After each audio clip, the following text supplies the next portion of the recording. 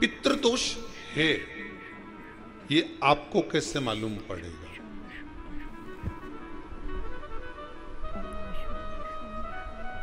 पितृ भूखे हैं, इसका तो वर्णन हमने पहले कर दिया कि रात्रि को जब आप सोने के बाद में 1-1.5 घंटे बाद अगर आपकी नींद खुल जाए, 1 घंटा 1.5 घंटा आप सो लिए, उसके बाद जो नींद खुली तो 1-1.5 घंटे तक अगर आपको नींद नहीं आ रही है, रात्रि को सोने के बाद में 1 घंटे बाद जब उठे तो आपको प्यास लग गई,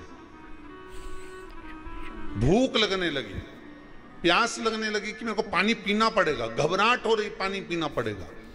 1-1.5 घंटे सोने के बाद अचानक नींद खुले और आपको प्यास लगे, समझ लेना आपके पितृ भूखे हैं और प्यास है।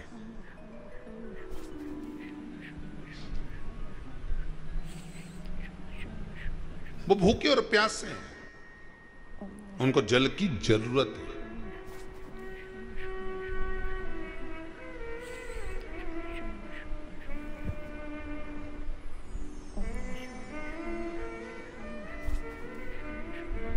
किसी भी नदी में, सरोवर में, कुंड में, बावड़ी में, तालाब में, आप तीर्थ में जाकर जब स्नान करते हैं तो स्नान करने के बाद एक काम का नियम बना लो कि अपने हाथ की अंजलि में जल लेकर अपने पूर्वजों को देना। प्यासे रहते हैं, भाग मांगते हैं।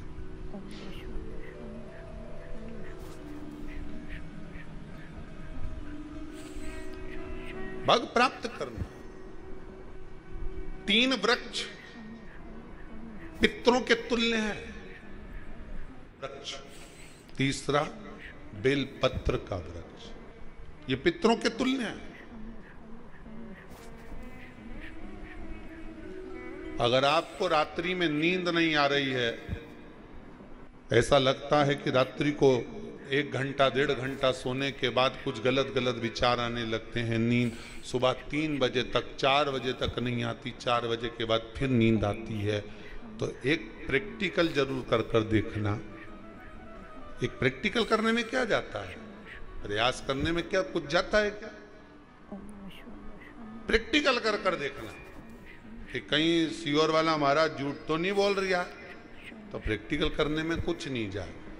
1 लोटा पानी लो, उसमें थोड़ा सा कच्चा दूध डाल लीजिए, श्राद्ध पक्ष चल रहा है, बेलपत्री का पेड़ या पीपल का पेड़ या बट का पेड़, इन पेड़ के नीचे ले जाकर उस दूध को दोपहर में सुबह 10 बजे से लेकर 12 बजे के बीच में ले जाकर चढ़ा दीजिए। रात्रि को फिर ना आपको प्यास लगेगी, ना भूख लगेगी, नींद एक बार लगी तो सुबह ही खुलेगी।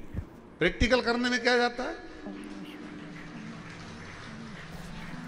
पानी डालने में तुम्हारा कुछ जाएगा?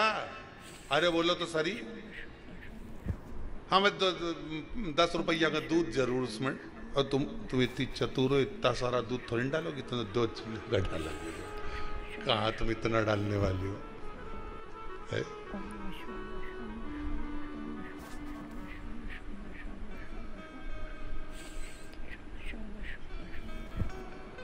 कहा बहुत चतुर लोग हो रहे संसार में हो। भले पूजन पाठ नहीं करे, पर कहीं का एकदम मिलने आ जाए ना, क्या अम्मा जी है क्या पाठ कर रही है, फिर वो भी बैठ गई तुरंत, अभी तो सोई थी।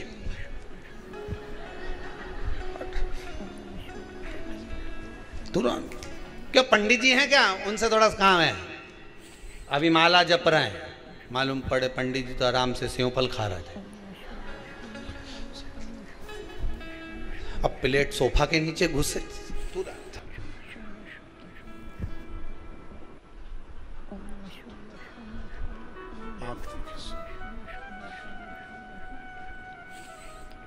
प्रैक्टिकल करने में क्या जाता, कुछ भी नहीं बिगड़ेगा। ये तो बस जल हो सकता है, बाबा की कृपा है।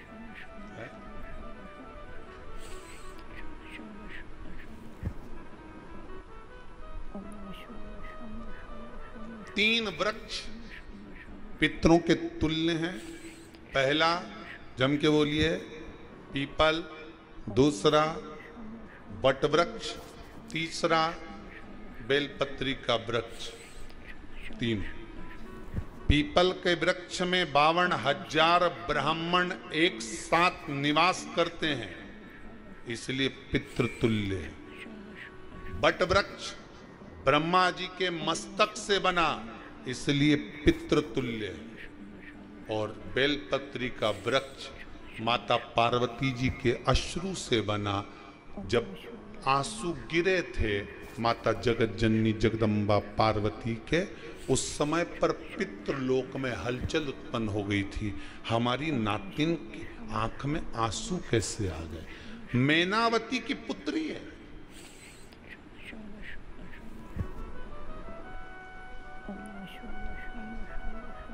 पितरों की नाती, इसकी अश्रु कैसे गिर गए?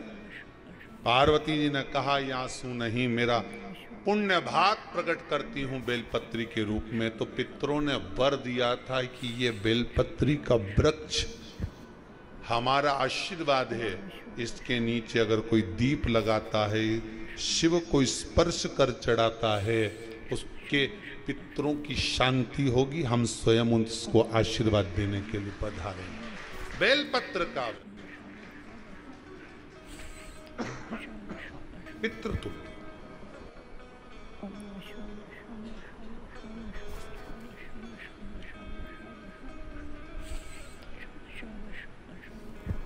तो रात्रि को अगर भूख लग रही है, प्यास लग रही है, तो पितृदोष। दूसरा पितृदोष का लक्षण बताया, घर में कोई शुभ कार्य ना हो, वंश की वृद्धि ना हो, 1 रुपये कमाओ 1.25 रुपये खर्च हो रहे हैं, पैसा 10 जगह से कमाई आ रही है पर घर में टिक नहीं पा रही है, आया गया, पितृदोष।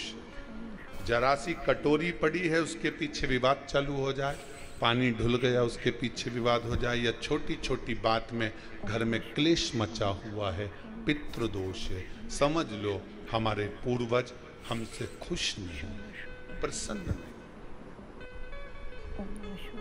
कोई कहता है गुरुजी श्राद्ध बड़े बेटे को करना चाहिए कि छोटे को करना चाहिए? शिव महापुराण की कथा कहती है, अगर जायदाद का पूरा हिस्सा बड़े ने लिया हो और तुमने अपनी माता का दूध ना पिया हो तो एक ही को कर लेने दो। अगर माता का दूध पिया है और अगर एक अंगूठी भी ली है, जरा सा एक कपड़ा भी अगर सास का लिया है, तो श्राद्ध तो तुझे करना ही पड़ेगा, करना ही पड़ेगा। तूने मेरा दूध पिया है तो बिल्कुल जम के तो बोलो। अगर तुमने उनका कुछ खाया है तो अब एक काम और हो सकता है, गुरुजी वो श्राद्ध अगर हम नहीं करें और बड़े भैया करें और हम उन्हीं के यहाँ चले जाएं तो चले जा, मना कौन कर रहा है? पूड़ी का तेल तू ले जा, खीर का दूध 2 थैली तू खरीद के ले जा। जितना वहां वो सेवा करे उतनी सेवा तुम करो। गलत है क्या? जायदाद का भी तो हिस्सा किया था। सुई की नोक के बराबर नहीं दूंगा, ईंट इधर खसकी है तो हमारी इधर खसका दीजिए। हमारी बसियत में इतना लिखा है तो फिर बसियत में ये भी लिख के जाना चाहिए था। मैं तो क्यों सबके, तुम डरो मत ही रहे एक भी। जब छोरा छोरी के जब सब सामान, प्रॉपर्टी दो ना, जमीन दो ना, जायदाद दो ना, सारा सामान छोरा छोरी के दो, तो उनके लिख के भी जाओ कि हमारी श्राद्ध कर दे अच्छे से, नहीं तो भूतड़ी बन के सताऊंगी।